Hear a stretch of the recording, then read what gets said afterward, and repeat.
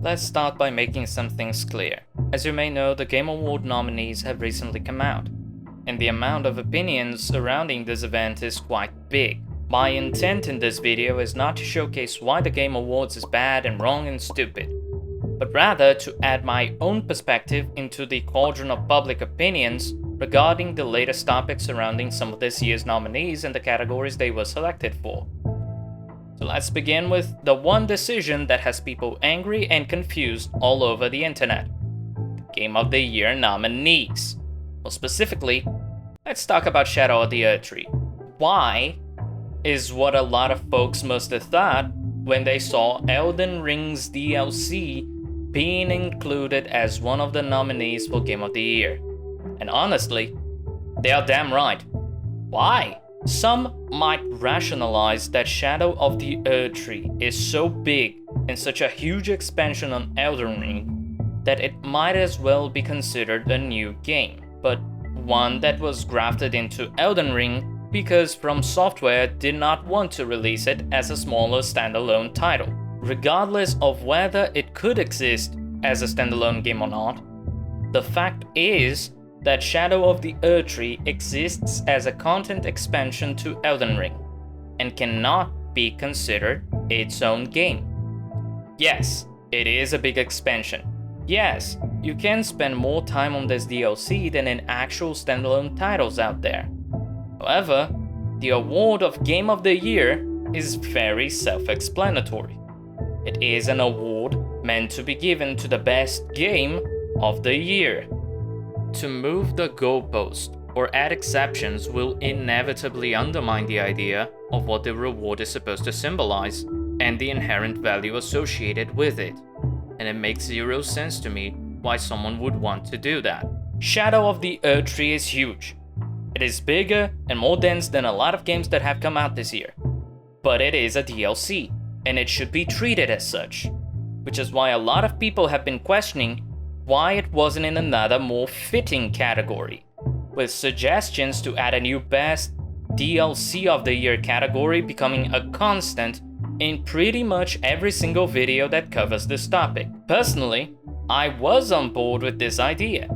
However, I thought about it for a moment. And do we even need to create a Best DLC category? We kind of already have a category for that. It's called Best Ongoing. In 2021, the winner of Best Ongoing was none other than Final Fantasy XIV, much due to the successful release of Endwalker, a paid expansion.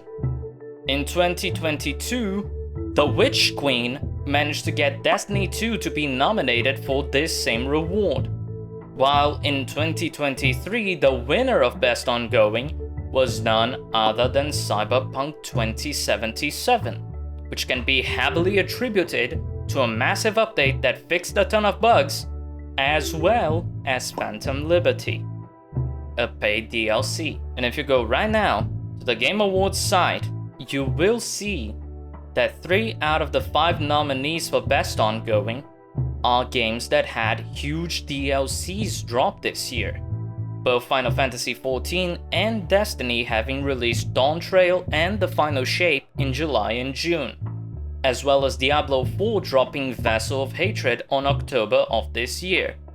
My point being, a lot of nominees for Best Ongoing are live service games, but there are also plenty of nominees that are there because of their DLCs and expansions. Therefore, Elden Ring should have been nominated for Best Ongoing, as opposed to Shadow of the Erdtree being nominated for Game of the Year.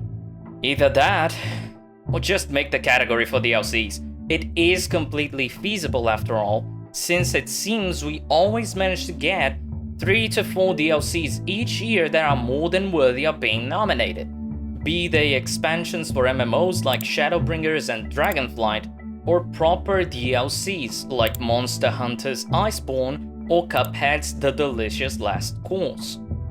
In fact, let me just showcase an example of possible nominees not only for 2024, but for 2023 and 2022 as well, just to drive the point home. Now that I'm done talking about the DLC category, let's talk about another would-be category that people have been suggesting a lot. The Remake Remaster of the Year. There is a lot of confusion that comes with defining the differences between remakes and remasters, as well as if they should be treated differently in cases such as eligibility for yearly awards. However, I actually think that a game being a remake or a remaster is secondary to whether it should be allowed to participate in these awards. Here's why. So far as I managed to dig up, the proper definitions of remakes and remasters do not take into consideration if things such as combat or story have been altered, but rather they are used to differentiate how a game was made. Remasters use the same engine and/or assets of the original game, but they upscale the game into a better graphical quality with the optional addition of new features like secret bosses or cut content. Remakes, on the other hand, might use a new engine and/or create new assets from the ground up, and may or may not completely change the way the game or its systems work. So basically, remasters are definitely old games, but upscaled to better graphics. Remakes can go from the original game but every asset was remade from scratch, like in Spyro the Reignited Trilogy, to, hey, this is basically a different game, but it shares the same scenario and characters as its original iteration, like Final Fantasy VII Rebirth. My point being that what ought to define if a game should or not be nominated is if it deviates from its original game to the point where it can be undeniably said to be a different experience, not whether it has remaster or remake in the title. Despite having a lot of good games that never had the chance to be awarded for their excellence, I find it unfair to have competition between these older games and newer titles that have been recently released. I could say it's because of nostalgia and bias for older, more well-established games. I could say it's because would-be nominees would lose their spots to remastered games, and that's bad. At the end of the day, there are plenty of reasons one can conjure to dislike the notion of making new releases compete with older games. Now, while on the topic of remakes and remasters, why was Silent Hill 2 nominated for Best Narrative? Do not misunderstand me. I'm not trying to say that the story of the game is not good. But let's be honest, this is a story that has already been told before. The current Silent Hill 2 is a remake. However, it does not have enough of a departure from its original story to justify it being nominated for this at all. And to be honest, the idea of awarding a story that was created about 20 years ago as the best narrative of 2024 is irksome and unfair. And before you go to the comments or some other place and express how unfair I am in only focusing on Silent Hill 2 with Final Fantasy Rebirth being on the same category, let me talk about that. I'm going to be completely honest. I did not play the original Silent Hill 2. Nor the remake. I did not play the original Final Fantasy VII, nor the remakes. And to be honest, I did not mind getting spoiled for Silent Hill 2 in order to verify if this story changed a lot. But I do mind getting spoiled for Final Fantasy VII and Rebirth. You might think this is a stupid reason or a really bad excuse. Maybe you will think, why didn't you play it before making this video?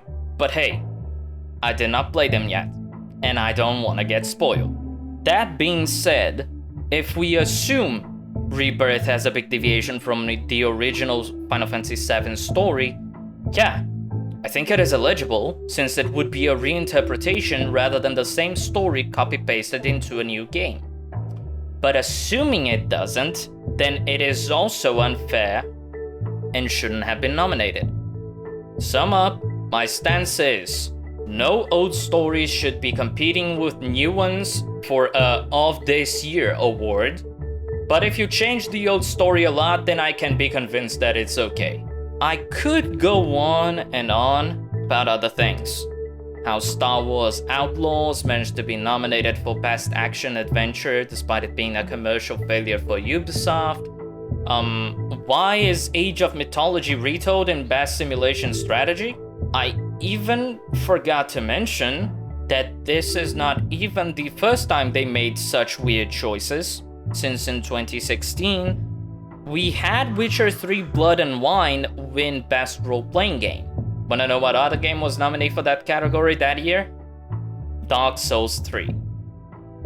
To be frank, I did not set out to make an hour-long video about the entirety of the VGA, and there are nuances and topics surrounding it that I either have little way to investigate or straight up don't want to. I do hope that my insight can be of use to you, either to enrich your own perspective, or so you can analyze why my ramblings are either stupid or unfounded. Have a nice day. See you around.